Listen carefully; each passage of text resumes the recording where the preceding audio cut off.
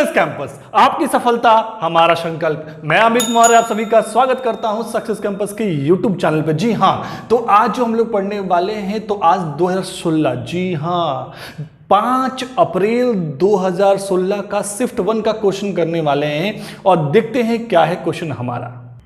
पहला क्वेश्चन आपके स्क्रीन पे आ चुका होगा। देखते हैं पहला क्वेश्चन क्या कहता है। कहता है कि 2 दर्जन किताबों और 16 नोटबुकों को छात्रों में इस प्रकार वितरित करना है कि वितरण के बाद एक भी ना बचे, मतलब एक भी नोटबुक और किताब ना बचे। आगे कहता है किताबों और नोटबुकों का अधिकतम कितने सेट बनाए जा सकते हैं। बात समझिए यहां पे 2 दर्जन किताबों, 2 दर्जन किताब मतलब कितना किताब हो गया, 24 बुक हो गया, 24 किताब हो गया। 2 दर्जन बोला है तो 2 दर्जन मतलब क्या हो गया, 24 हो गया ना जी। 1 दर्जन 12 होता है तो 2 दर्जन 24 हो गया। और कितने बोले हैं नोटबुक, 16 नोटबुक, तो 16 नोटबुक, ठीक है। तो 16 नोटबुक और बोला कि इसको इस तरह से बांटना है कि बराबर संख्या में, मतलब अगर 2 किताब दे रहे हैं तो सबको 2-2 मिले, अगर 4 दे रहे हैं तो सबको 4 मिले, और नोटबुक अगर सबको 2 दे रहे हैं तो सबको 2 मिले, 4 दे रहे हैं तो 4 मिले, मतलब बराबर संख्या में आपको बांटना है। और जिससे आपका ना तो नोटबुक बचे ना ही किताब बचे। तो देखिए क्या करना है, हमको अधिकतम संख्या निकालना है। तो अधिकतम संख्या निकालने कुछ नहीं करना है, आपको इन दोनों का सीधे एचसीएफ निकालना है। क्या कर देना है, दोनों का एचसीएफ। तो एचसीएफ क्या हो जाएगा, तो एचसीएफ होता वह बड़ी से बड़ी संख्या जो दी गई संख्याओं काट सके। तो देखिए 8 से 3 बार में कट जाएगा और 8 से ये 2 बार में। अब 8 से बड़ा कोई नंबर है तो दोनों काट सकता है, तो कोई नहीं है, मतलब कि मेरा 8। और ये जो 8 एचसीएफ आएगा ना, मतलब जो एचसीएफ आएगा वही अधिकतम संख्या हमारा होगा जो बराबर संख्या में बांटा जा सकता है, मतलब मेरा 8 आंसर हो गया। अब समझिए थोड़ा सा इसको, आपको लगता होगा सर कि आप बोल दिए एचसीएफ निकालने, हम तो निकाल तो लिए, लेकिन अगर पूरा इसको अंदर समझना चाहें तो कैसे समझेंगे। समझिए यहाँ पे देखिए बोलना क्या चाह रहा है क्वेश्चन। बोलता है कि बराबर संख्या में किताब और बराबर संख्या में नोटबुक को बांटना है। तो कैसे बांट सकते हैं, बात समझिए यहाँ पे। तो देखिए अगर हम प्रत्येक बच्चा को बांट रहे हैं, जिसको भी बांट रहे हैं उसको हम 3 किताब दें, किताब कितना दें 3, और नोटबुक हम क्या दें 2 दें, तो नोटबुक हम क्या देंगे 2 देंगे। तो देखिए एक बच्चा को 3 2 दिए, फिर अगले बच्चे को भी 3 देंगे क्योंकि बराबर संख्या में बांटना है, और नोटबुक 2 देंगे। फिर क्या देंगे, इसको 3 देंगे और इसको 2 देंगे, फिर 3 देंगे, फिर 2 देंगे, फिर 3 देंगे, फिर 2 देंगे, फिर 3 देंगे, फिर 2, फिर 3, फिर 2, 3 2। तो बस समझिए। अब देखिए 3 किताब एक बच्चा को दी है, फिर दूसरा को 3, तो कितना हो गया 1 2 3 4 5 6 7 8, 8 लोग में कितना हो गया, तो 3 3 दिए हैं तो 8 या 24 हो गया, मतलब 24 किताब मेरा बट गया। और 2 को नोटबुक दिए हैं, तो देखिए 1 2 3 4 5 6 7 8, तो 2 16 को, तो 16 को नोटबुक भी बढ़ गया, है ना। तो मतलब एक बच्चा को 3 किताब और 2 नोटबुक दिए, मतलब 5 उसको दिए। ऐसे ही 3 2 फिर 3 2, तो देखिए 8 का सेट बन पाया, 1 2 3 4 5 6 7 8, कितना सेट बन पाया टोटल पूरा बांटने के लिए हमको 8 ही सेट बना पाए, तो 8 ही तो निकालना। वही पूछा कितना सेट बनेगा, तो 8 सेट बनेगा। तो बात समझ में आ रहा है। तो इतना करने की जरूरत आपको नहीं है, सीधे देखना है कि दोनों का जो एचसीएफ होगा वही मेरा अधिकतम संख्या होगा जो हम बराबर संख्या में बांट सकते हैं। मतलब कितना सेट बना सकते हैं, तो 8 सेट बना सकते हैं। तो क्लियर है फंडा। तो चलते हैं अगले क्वेश्चन। तो देखिए आपकी स्क्रीन पर क्वेश्चन आ चुका होगा। क्वेश्चन क्या कहता है, कहता है एक वस्तु 12.5% लाभ पर 2250 रुपए में बेची गई। बढ़िया। एक वस्तु 12.5% लाभ पर कितना में बेचा गया है, तो 2250 में बेचा गया है। 2250 में बेचा गया, मतलब सेलिंग प्राइस है, ठीक है। तो 2250 में बेचा गया। अब हमसे पूछा क्या है, पूछ रहा है कि लाभ की राशि क्या है, मतलब जो हमको लाभ हुआ, प्रॉफिट हुआ, उसका राशि क्या है। तो ध्यान समझना है, ये 2250 जो है वो क्या है, मतलब 2250 बेचा गया है, जो में उसमें मेरा 12.5% का लाभ भी इंक्लूड है ना। तो बात समझिए इसको कैसे बनाएंगे। हमको मालूम है सेलिंग प्राइस है, तो इसमें प्रॉफिट भी इंक्लूड है। तो मेरा सीपी कॉस्ट प्राइस जो होता है हमेशा क्या होता है, 100% होता है। कॉस्ट प्राइस क्या होता है हमेशा मेरा 100% होता है। तो 100% होता है, तो 100% तो मेरा इसमें होगा ही होगा, साथ में जो 12.5% लाभ होगा वो भी इसके अंदर होगा। मतलब हम कह सकते हैं ये 112.5%, क्योंकि सीपी और प्लस जो प्रॉफिट वो दोनों मिला के इसके अंदर है। तो 112.5% का वैल्यू क्या है 2250। और हमसे पूछा कि जो प्रॉफिट है मेरा, प्रॉफिट का वैल्यू क्या है, तो प्रॉफिट वैल्यू मेरा प्रॉफिट कितना होगा 12.5% ना, तो इसी का तो वैल्यू पूछा है कि 12.5% का वैल्यू क्या है, तो 12.5% का वैल्यू निकाल लेना है हमको। बस समझ में आ रहा है? देखिए बस फिर समझिए, इसको बेचा गया, जब इसको इस रेट पे बेचा गया है तो इस पर प्रॉफिट कितना हुआ 12.5% का प्रॉफिट हुआ है। मतलब प्रॉफिट हुआ है मतलब कि जो मेरा कॉस्ट प्राइस मतलब जो 100% है, जो मेरा सीपी परसेंटेज है वो तो होगा ही होगा, और साथ में जो प्रॉफिट हुआ है 12.5% वो भी इसके अंदर होगा, मतलब 112.5% का वैल्यू दिया हुआ है। और हमसे पूछा है कि जो मेरा लाभ हुआ है वो लाभ का वैल्यू क्या है, तो लाभ मेरा तो 12.5% ना हुआ है, तो इसी का वैल्यू निकालना है। तो इतना का इतना तो इतना का कितना, बस क्रॉस मल्टीप्लाई 2250 गुने 12.5 और बट्टे में जो दिया है वो नीचे चल जाएगा, तो 112.5। अब ये पॉइंट से पॉइंट स्वाहा हो जाएगा। अब हम उसको काटना स्टार्ट करते हैं, तो अगर काटेंगे तो देखिए 2 बार में पूरा कट जाएगा, 2 बार में पूरा कट जाएगा, और 125 गुने 2 मतलब 250 रुपये। तो मेरा प्रॉफिट कितने का हुआ है 250 रुपये, मतलब इसके अंदर 250 रुपये प्रॉफिट है। तो हम कह सकते हैं कि 2000 में खरीदे होंगे और 250 प्रॉफिट हुआ होगा, तो 2250 में बेचे होंगे। बस समझ में आ गया, कोई दिक्कत नहीं है। फिर चलते हैं अगले क्वेश्चन पे। देखते हैं हमारा जो अगला क्वेश्चन है बहुत ही बेहतरीन क्वेश्चन है, और इसमें 2 क्वेश्चन आएंगे। समझिए क्या है क्वेश्चन और क्या कहता है। कहता है निम्नलिखित जानकारी पर विचार करें और इस पर आधारित प्रश्नों का उत्तर दें। पहले डाटा दिया, पहले डाटा को समझते हैं, डाटा क्या बोल रहा है। बोल रहा है कि 100 विद्यार्थियों की किसी कक्षा में, मतलब 100 विद्यार्थी हैं और उनके क्लास के बारे में चर्चा हो रहा है। कहता है क्या 20 विद्यार्थी केवल स्पेनिश, 30 विद्यार्थी केवल फ्रेंच, 15 विद्यार्थी केवल जर्मन, 10 विद्यार्थी स्पेनिश तथा फ्रेंच दोनों, 5 विद्यार्थी जर्मन तथा फ्रेंच दोनों और शेष विद्यार्थी केवल इंग्लिश पसंद करते हैं। ये डाटा दिया हुआ है। अब इस डाटा से थोड़ा सा हम डायग्राम बना देते हैं, थोड़ा सा आपको ज़्यादा समझ में अच्छी तरह से आएगा। तो देखिए बोला 100 विद्यार्थी है जिसमें 20 विद्यार्थी क्या है केवल स्पेनिश, फ्रेंच और जर्मन। हम पहले 3 ठो ग्राफ बनाते हैं इसे, बात समझिएगा को, इसको थोड़ा बेहतर समझना है क्योंकि सब क्वेश्चन एग्जाम में छूट जाता है। यहाँ ग्राफ भी खुद से बना के समझना होगा, बात समझना है। यहाँ पे ग्राफ बना लेने से आपका आंसर देने में बहुत ही आसानी होगा, कोई दिक्कत नहीं होगा। 20 विद्यार्थी केवल स्पेनिश, तुम इसको हम कह देते हैं स्पेनिश,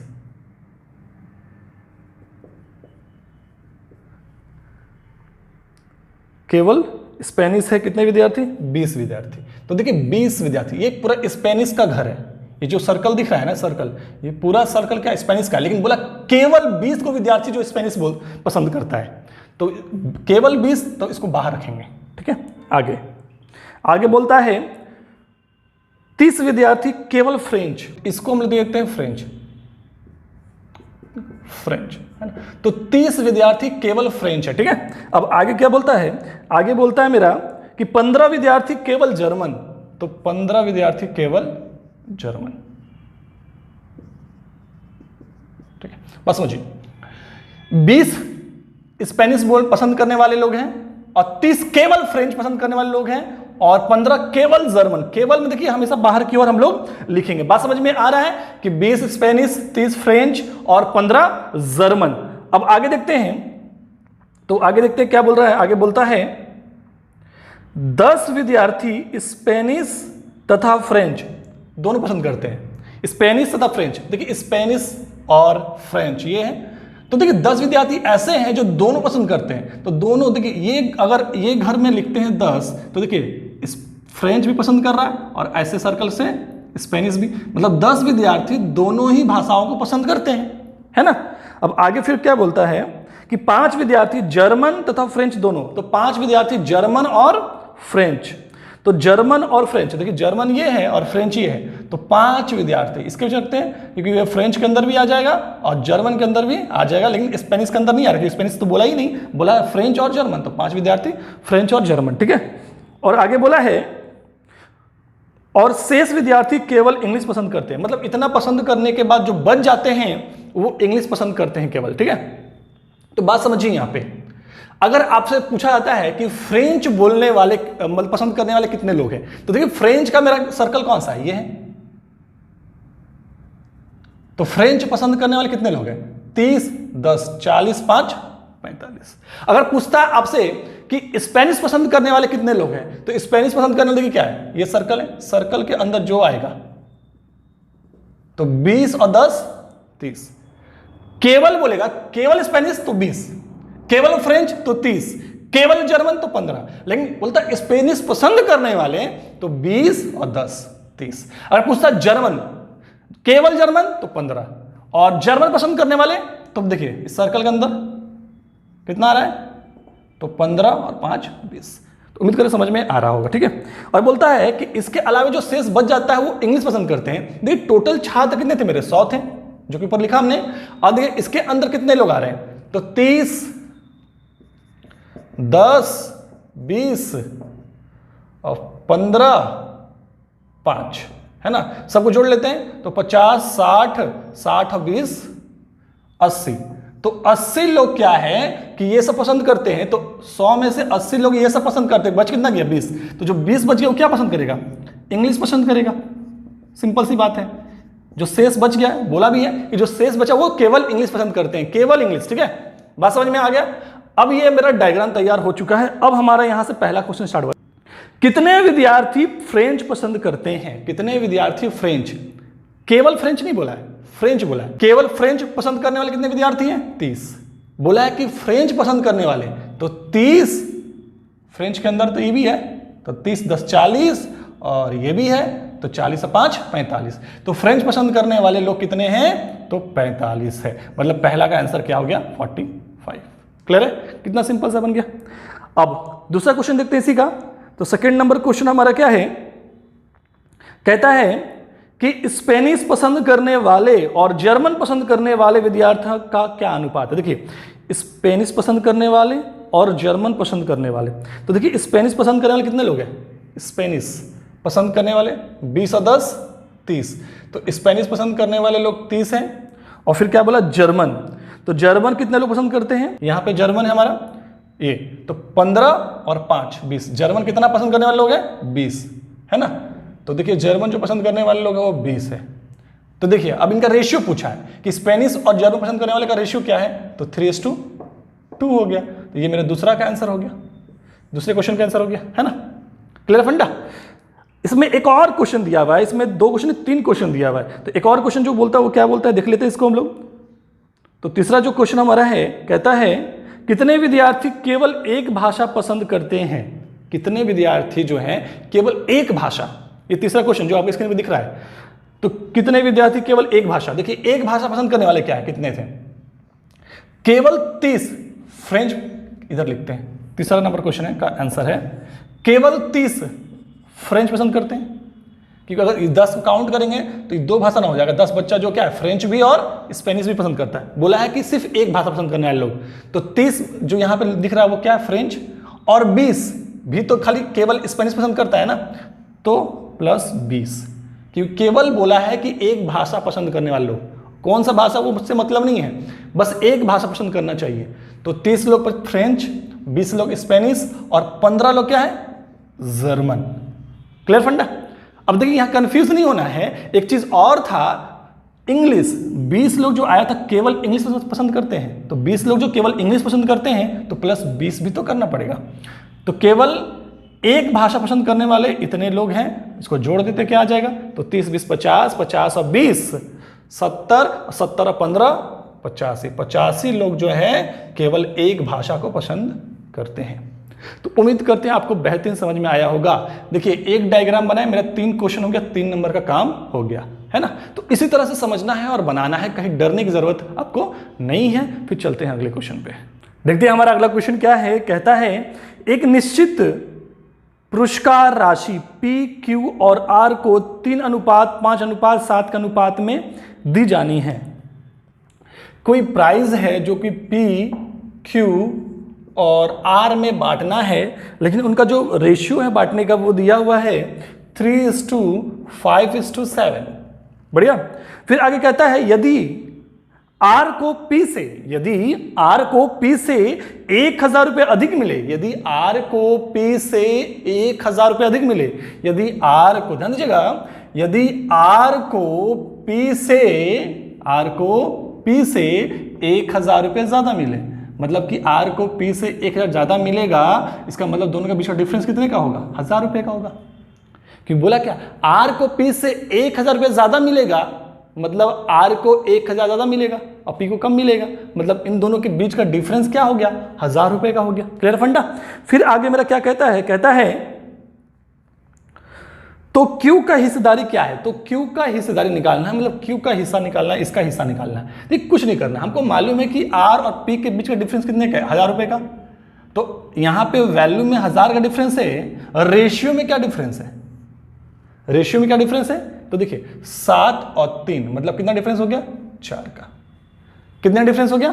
4 का। हमने देखा कि R और P का डिफरेंस दिया हुआ है, तो हम लोग यहां भी डिफरेंस निकाल लिए, अंतर निकाल लिए, 4 आया अंतर।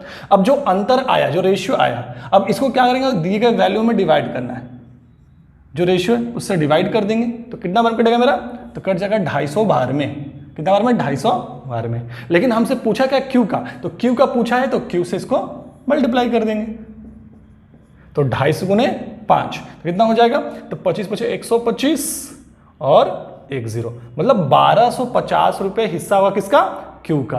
अगर मान लीजिए पूछा होता हमसे P का कि P का कितना हिस्सा है, तो 250 इंटू 3 कर देते इसमें। अगर पूछा होता R का तो 250 इंटू 7 कर दिए होते। जिसका पूछता बस इंटू कर देंगे, हमारा वैल्यू आ जाएगा। तो बहुत ही बेहतरीन समझ में आया होगा। चलते अगले क्वेश्चन पे। देखिए अगला क्वेश्चन मौजूद है आपकी स्क्रीन पे। क्या कहता है क्वेश्चन? कहता है 15% छूट के बाद, जी हाँ 15% छूट डिस्काउंट के बाद 2 पेन का एक पैकेट 340 रुपये में खरीदा गया। प्रत्येक पेन का क्रय मूल्य ज्ञात करना है। देखिए ध्यान से, यहां पे 15% छूट दिया गया, तो 15% छूट मतलब डिस्काउंट दिया गया, मतलब कितना में खरीदा गया होगा? 85%। क्रय मूल्य मतलब सीपी निकालना है ना, 85% और प्रत्येक का निकालना है। तो देखिए 85% में खरीदा गया होगा और 85% का वैल्यू क्या दिया हुआ है? तो 85% का वैल्यू हो गया 340 रुपये, यही ना? बस समझिए फिर से। कहता है कि 15% छूट के बाद 2 पेन का एक पैकेट का 340 रुपये में खरीदा गया, मतलब कि 2 पेन है, अभी ध्यान रखिएगा 2 पेन का बात चल रहा है अभी, और हमको निकालना है 1 पेन का, ठीक है, क्रय मूल्य। तो देखिए 15% छूट दिए, तो मतलब 85% में हम खरीदे होंगे, तो 85% में खरीदे होंगे जो 2 पेन, उसका कीमत कितना पड़ गया? 340 रुपये। तो 85% का वैल्यू 340 रुपये, हमको निकालना है क्रय मूल्य सीपी, मतलब जो डिस्काउंट से पहले रेट था। तो डिस्काउंट से पहले मेरा क्या होगा? 100% होगा, और उसमें 15% डिस्काउंट दिए तभी ना 85% हुआ होगा। तो हमको 100% का वैल्यू निकालना है, तो 100% का वैल्यू निकाल लेंगे ऐसे क्रॉस मल्टीप्लाई करके, है ना। 85 का इतना, तो इतना का कितना? तो 340 गुने 100 और बट्टे में 85। बढ़िया। अब काटते हैं इसको 17 से 5 बार में, 17 से 20 बार में, 5 से ये 4 बार में, मतलब 400 रुपये। देखिए 400 रुपये कितने का आया? 2 पेन का ना, क्योंकि 2 पेन पैकेट का 340 था, तो ये भी 2 पेन का ही निकलेगा। और हमसे जो पूछा है क्वेश्चन पे, देखिएगा पढ़िए ध्यान से, तो लिखा हुआ क्वेश्चन पे कि हमको निकालना है प्रत्येक पेन का क्रय मूल्य, मतलब प्रत्येक। तो 2 का 400 रुपये पड़ा होगा, तो 1 का कितना होगा? तो 400 बटे 2 कर देंगे, तो 1 का कीमत कितना होगा? 200 रुपये। क्लियर है फंडा? तो हमारा क्या आंसर होगा? 200 रुपये। क्लियर है? चलते हैं अगले क्वेश्चन पे। देखना है अगला जो क्वेश्चन हमारा है, क्या कहता है? कहता है यदि आयत के विकर्ण की लंबाई और इसके आधा परिमाप मतलब कि हाफ पेरीमीटर क्रमशः 11 सेंटीमीटर और 13 सेंटीमीटर है, तो इसका क्षेत्रफल क्या है? बात समझिए। यहां पे एक रेक्टेंगल है जिसकी आमने सामने की भुजाएं बराबर होती हैं, है ना। आमने सामने की भुजाएं क्या होती हैं? बराबर होती हैं। तो ये एक आयत है, और बोला है आगे कि इसके विकर्ण की लंबाई, तो विकर्ण मतलब ये हो गया, है ना। ये विकर्ण हो गया डायगोनल जो कि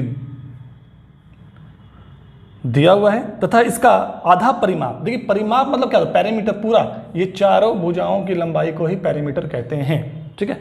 तो इसका जो पेरीमीटर की लंबाई है उसका आधा भाग दिया हुआ, कितना?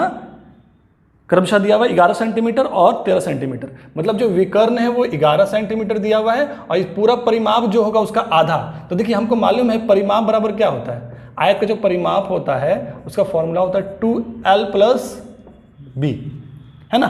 तो देखिए पूरा का तो ये होता है, तो आधा दिया है मतलब इसको हम 2 से भाग कर देंगे, है ना। आधा परिमाप निकालते हैं, आधा परिमाप। तो आधा परिमाप क्या होगा, 2 से भाग करना पड़ेगा। 2l प्लस बी को 2 से भाग कर देंगे, मतलब l प्लस बी का वैल्यू दिया हुआ है। तो ये समझने वाली चीज़ है, बार बार लिखने की जरूरत नहीं है, इसको दिखाने की जरूरत नहीं है, ठीक है। मतलब जो ये वैल्यू दिया हुआ 13, वो क्या दिया हुआ है, l प्लस बी का वैल्यू दिया हुआ है 13, है ना, 13 दिया हुआ है ना, हाँ जी 13 दिया हुआ, ठीक है। तो ये पूरा परिमाप ना देकर क्या दिया, सिर्फ अगर पूरा परिमाप होता तो 2l प्लस बी होता है, 2 इंटू एल प्लस बी, लेकिन पूरा ना देकर ये आधा दिया, मतलब l प्लस बी का वैल्यू दिया है 13। और हमसे क्या पूछा है तो इसका क्षेत्रफल क्या होगा, क्षेत्रफल निकालना है, एरिया निकालना है, इसका एरिया निकालना है। कैसे निकालेंगे समझिए, यहाँ पे कुछ नहीं करना है, हमको मालूम है ये विकर्ण जो दिया हुआ है कि विकर्ण मतलब डायगोनल बराबर जो दिया है 11 सेंटीमीटर, विकर्ण बराबर होता क्या है, तो विकर्ण का फॉर्मूला होता है क्या, l square plus B square का होल रूट। विकर्ण का फॉर्मूला क्या होता है, l square plus B square का होल रूट बराबर वैल्यू दिया हुआ 11, रूट को उधर भेजेंगे तो क्या हो जाएगा, l square plus B square और 11 का स्क्वायर हो जाएगा क्योंकि रूट इधर का स्क्वायर हो जाएगा, तो 121। थोड़ा सा तैयार करना पड़ेगा फॉर्मेट हमको निकालने के लिए एरिया, ठीक है। देखिए क्षेत्रफल बराबर क्या होता है, आयत का क्षेत्रफल बराबर होता है एल इंटू बी, ठीक है। अब देखिए हम लोग फॉर्मेट तैयार करेंगे कैसे। अब देखिए यहाँ बात समझिए, l square plus B square equal to 121 हो गया और हमको एरिया निकालना है। तो देखिए अगर थोड़ा सा हम ऐसा कुछ करें, l square plus B square plus 2lb लिख दें, प्लस 2lb अपने मन से लिखें। तो जैसे ही लिखेंगे बोलेंगे सर कैसे लिख दिए, क्यों लिखे, अपने मन से कैसे लिख सकते हैं, ठीक है हम अपने मन से लिख नहीं सकते हैं, लेकिन लिख दिए हैं तो इसको हम बैलेंस भी कर देंगे -2lb से, क्योंकि प्लस 2lb अपने मन से लिखे फिर -2lb कर दिए तो प्लस माइनस से कट खत्म हो जाएगा। तो इस चीज़ को यहाँ से हम बैलेंस कर दिए, अब बराबर में 121 ले दिए। कोई दिक्कत, हम प्लस 2lb किए तो -2lb भी कर दिए क्योंकि कट खत्म हो जाएगा, मतलब जो पहले लिखा तो वही चीज़ आ जाएगा फिर। लेकिन हम इसको कुछ सोच के किए हैं, इससे क्या हो जाए, देखिए यहाँ पे L square plus B square plus 2lb, मतलब ये इस फॉर्म में आ गया, A square plus B square plus 2ab का फॉर्म में आ गया। इसको हम लोग क्या लिखते हैं, ए प्लस बी का होल स्क्वायर लिखते हैं ना, तो बिल्कुल, तो इसको हम लोग लिख सकते हैं इतना को क्या, एल प्लस बी का होल स्क्वायर, फॉर्मूला पे आ गया है ना, अलजेब्रिक फॉर्मूला पे आ गया, और -2lb को ऐसे ही छोड़ देते हैं बराबर 121, है ना। अब ध्यान दीजिए इसको इसमें लाने का कारण क्या था, क्योंकि हमको l प्लस बी का वैल्यू मालूम था। देखिए यहाँ पे l प्लस बी का वैल्यू मालूम था, तो l प्लस बी का वैल्यू यहाँ यूज करेंगे, तो यहाँ पे l प्लस बी के बदले में क्या लिखेंगे 13, और 13 का स्क्वायर क्या हो जाएगा, एक बार लिख ही देते एक बार, -2lb बराबर 121, तो 169 हो जाएगा, तो 169 -2lb। अब इसको हम लोग क्या करते हैं, उसको उधर भेजते हैं, इसको इधर लिखाते हैं, तो -121 हो जाएगा, उधर जाएगा क्या हो जाएगा +2lb, ठीक है। अब 169 में -121 होगा तो क्या बचेगा 8 और 6 में 2 जाएगा तो 4, है ना, 48 2lb। और हमको मालूम है कि क्षेत्रफल का फॉर्मूला क्या होता है lb, मतलब हमको lb का वैल्यू निकाल लेंगे तो क्षेत्रफल निकल जाएगा। तो अगर हम 2 से इसको काट दें कितना बार में 24 बार में, तो l इंटू बी का वैल्यू क्या निकल गया 24, मतलब कि l इंटू बी क्या होता है, क्षेत्रफल का फॉर्मूला होता है, मतलब क्षेत्रफल बराबर क्या निकल गया 24 सेंटीमीटर स्क्वायर, है ना। तो हमारा 24 सेंटीमीटर स्क्वायर क्षेत्रफल हो जाएगा। तो बात समझ में आया, कुछ नहीं था, बस सिंपल सा है। और देखिए हम यहाँ पे थोड़ा स्टेप कर दिए, अगर देखिए इसको बनाना है तो हम डायरेक्टली बना सकते थे, लेकिन बस आपको थोड़ा दिक्कत हो समझने में, तो समझाने के लिए हमने स्टेप बाय स्टेप भी आपको कर दिया कि आपको दिमाग में क्लियर हो जाए कि कैसे बना हमारा, है ना। चलते फिर अगले क्वेश्चन पे देखते हैं एक और क्वेश्चन जो कि बहुत ही सिंपल है और हमें लगता है कि सब लोग ने एग्जाम में बनाया होगा, कोई छोड़ा नहीं होगा एग्जाम के अंदर। क्वेश्चन क्या है, क्वेश्चन है कि x square minus y square divided x minus y equal to question mark, है ना। तो ये हमारा क्वेश्चन है और सॉल्यूशन करना है ना, जो कि आपको ऑप्शन भी दिख रहा होगा। तो ये बहुत सिंपल सा क्वेश्चन है, हम इसको x square minus y square divide बट्टा कर सकते हैं एक्स माइनस वाई। और देखिए इसका अलजेब्रिक फॉर्मूला आपको मालूम है कि जब स्क्वायर होता है माइनस में होता है तो हम एक बार प्लस में लिखते हैं और एक बार माइनस में लिखते हैं। ये सबको ये फॉर्म मालूम है, अलजेब्रिक फॉर्म, है ना। और बट्टे में एक्स माइनस वाई होता है ना जी फॉर्मूला इसका, तो ये लिख दिए। अब इससे मेरा ये कट गया, बच क्या गया एक्स प्लस वाई। तो ये क्वेश्चन तो आप लोग सब लोग बनाए होंगे, देख के मजा भी आया होगा एग्जाम के अंदर। तो होता है एग्जाम में ऐसा क्वेश्चन भी होता है। और देखिए ऐसा कुछ तो नहीं है कि हम अपने मन से ले रहे हैं, सारा क्वेश्चन एग्जाम में पूछा हुआ क्वेश्चन है, जो पूछा हुआ है वही हम ले रहे हैं। और आपको डेट भी मालूम है कब का ये क्वेश्चन है, तो ये आपका क्वेश्चन है 5 अप्रैल 2016 का एनटीपीसी का। आप खोल के देख सकते हैं, सारा क्वेश्चन पूछा गया क्वेश्चन है ना। तो आपको बहुत ही बेहतरीन समझ में आया होगा, कोई दिक्कत नहीं हुआ होगा। तो फिर मिलते हैं अगले वीडियोस के साथ, कुछ नए क्वेश्चन के साथ। तब तक के लिए धन्यवाद, शुक्रिया।